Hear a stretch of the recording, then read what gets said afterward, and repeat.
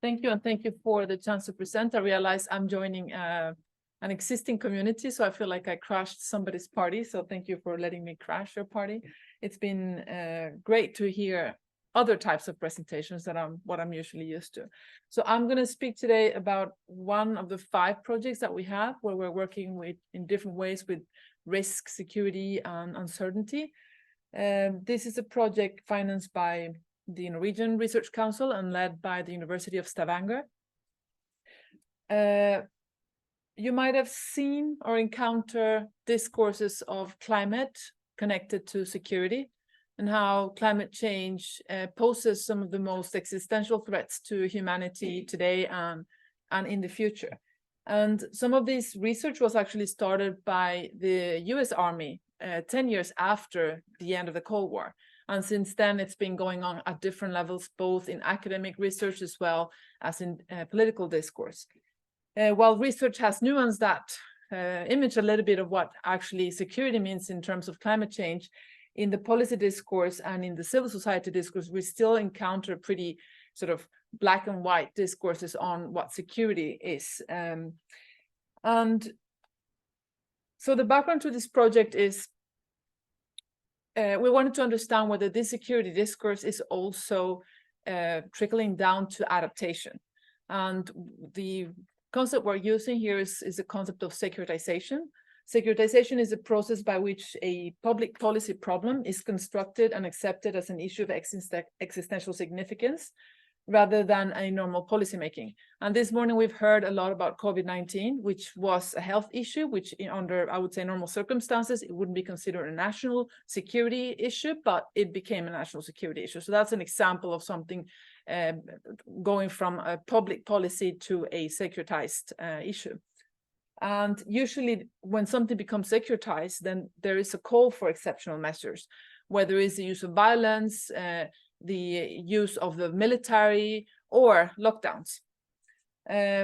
Now, the classical theory that came out at the end of the 90s, beginning of the 2000s, was very much focused on national security and the use of violence. Neurosecurity is sort of adapting to the new types of threats, and it's not so strict on the use of violence nor on the sort of imminent threat. There can be other types of threats. And so the first slide sort of shows how the discourse on securitization of climate change is pretty well documented, especially internationally. But whether this securitization is affecting or not adaptation has been less known. So this is what we wanted to understand. By adaptation, I mean making adjustments to systems in order to respond to actual or expected climatic stimuli and their effects. So our research question is climate change adaptation securitized? And if so, what type of securitization? Is it threat-oriented or risk-oriented? Can we observe? The importance of investigating this is because the way we understand climate change adaptation carries implications for how you actually go about it, what types of actions and what type of actors are implementing it. And it's important for understanding who's winning or losing from adaptation actions. So to do this, we try to operationalize the theory of securitization. So usually the classic theory, it theorizes security as either or. Either you have a security issue or you don't have. And the way we see it is that there's rather a range of sort of a nuance where you can go from very securitized and the most extreme type of securitization, which calls for threat, or it can go down to public policy. And in between you have risk, which is a more subtle securitized version. To understand whether something is securitized, then you need to sort of figure out, look for it somehow. So for us, the way we went about to looking for it was to understand whether there's a discourse. That's a classic way of looking at it, but also what actors are called for in climate change adaptation and what tools are being used. So if you look at here, what you can see is that the types of discourses, actors, and tools differ in the most extreme form of securitization and compared to normal governance. So that's what we wanted to investigate. We do this in 4 case studies. There's 2 Norwegian case studies, 1 Swedish and 1 Dutch. and primarily focusing on hydroclimatic extremes, so water related, since that was the common denominator in all the cities. We do this at the local, at the national, and at the sort of comparative cross-case approach. We have a bunch of publications and some others that are coming up. So a little bit the results for Sweden at the national level. We looked into adaptation policies since its beginning, which was 2005, up until 2022, which was the year we started the research, to understand whether climate adaptation adheres to threatification, riskification, or normal politics in discourses, actors, and tools and resources. What we see is that in 2000, there's a change from 2000 and onwards, which was Storm Gudrun. There's this change in the discourse from a non-political issue towards a risk issue. So before 2005, there was talk about climate change and adaptation, but after Storm Gudrun, which had repercussions in several areas in Sweden, this became an issue of risk. There were several discourses. For example, they spoke about future scenarios, but not about threats. We call referent objects. That means what is at risk. And there were multiple dangers, but particularly from natural hazards. And they call for a whole society, multi-sector, multi-actor response. But in all the discourses, climate change is measurable, predictable, and manageable. They call for national tools, focus on coordination, knowledge exchange, planning, and risk management. And what we notice is that crisis preparedness and climate adaptation had huge overlaps, even though they deal with quite different types of hazards. So when it comes to preparedness, there is no, the MSB, the Swedish Civil Contingency Agency that was mentioned before, which is the agency in charge of crisis preparedness. They don't deal with sea level rise, that's only adaptation. And there's also different types of laws and dealt with in these two agendas. Then we started to try to understand the actors and how they fall in the system and how funding is related to these different actors. What I would just highlight here is that there is essentially no additional funding for adaptation, but the main responsibility is on the municipalities, but they're not getting any additional resources. And I see that Christopher is here, so I'm a little bit nervous of presenting this, but so essentially there are two main agencies in charge of adaptation. That's the Meteorological Agency and the Building and Planning Agency, Boverket. But they are, the type of support they offer is on knowledge, sharing of knowledge, and Boverket is on coordinating special plans. None of them have any financial support. The financial support comes through risk, but that's not adaptation.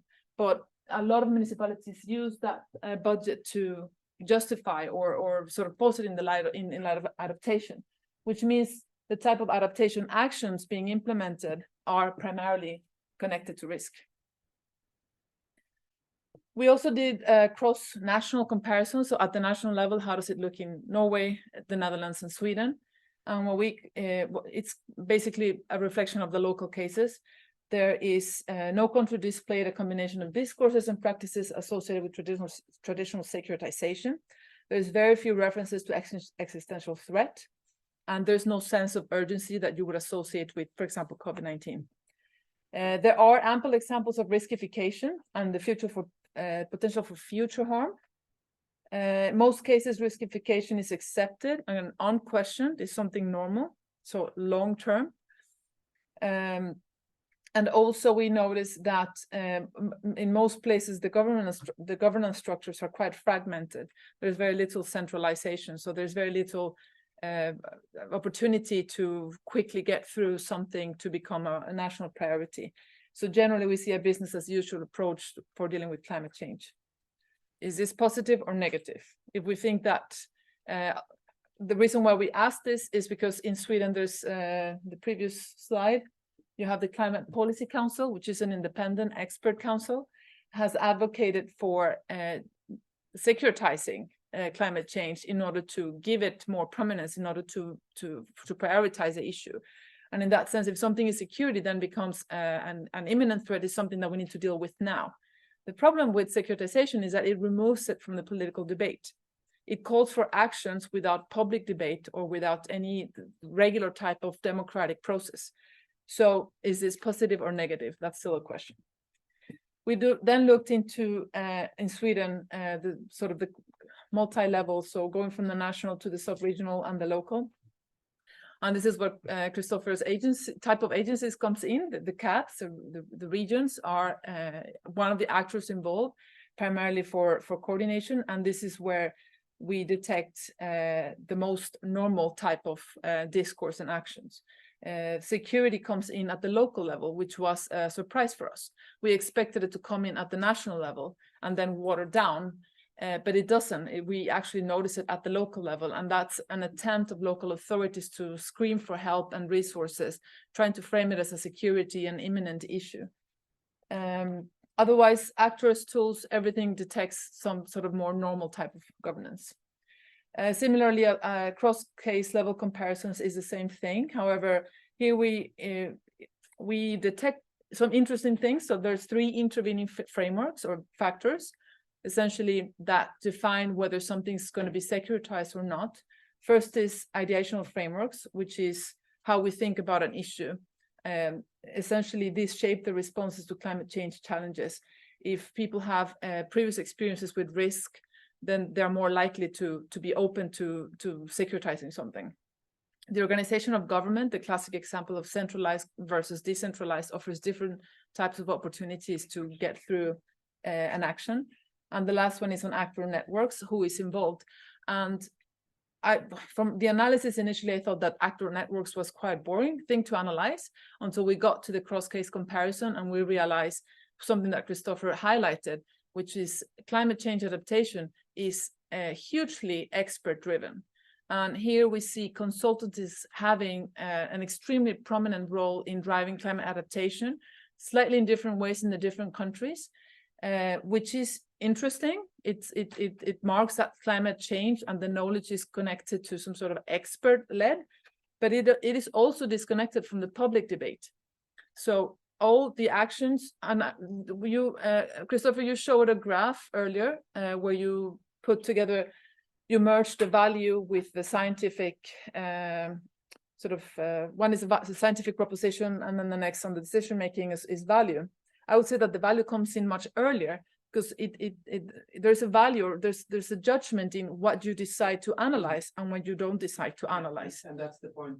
That graph should not be seen. It's not a timeline on the x-axis. Okay. So those are so then it was interesting to see that we come down to the same sort of similar conclusions in different ways. But so essentially, what adaptation is focusing on is things that can be modeled, which is primarily physical attributes, is primarily infrastructure related. And so all the debate on social vulnerability is left outside, or things related to health, or things related to psychosocial safety, etc. Everything that cannot be mapped is currently not part of the climate adaptation discourse. And we also found out 3 interesting things: risk culture, risk memory, and technocratic governance playing a huge role in how adaptation goes about. And the expert aspect that both Christopher and I are highlighting is connected to this technocratic type of governance. You essentially have a governance of climate change, which is primarily expert-led, but suffers from lack of public debate. And so this is nothing we looked into, but it is a question that we drop at the end of our publications, is the lack of the sort of interest or the lack of support for climate because of this lack of debate, because it has been removed from the public debate to such an extent and put into the sort of the frame of an expert. So climate change is an expert issue, it's not a public issue, question mark. Generally, then, what we see is that there's a view that climate impacts can be built away. Uncertainty can be modeled, it can be managed, and it can be predicted. And so what we see is a limited urgency that is a way to concretize what climate change is about for municipalities, but we think it's also hindering innovative strategies that you actually need to address the complex challenges for climate change. And I will stop there. Thank you so much.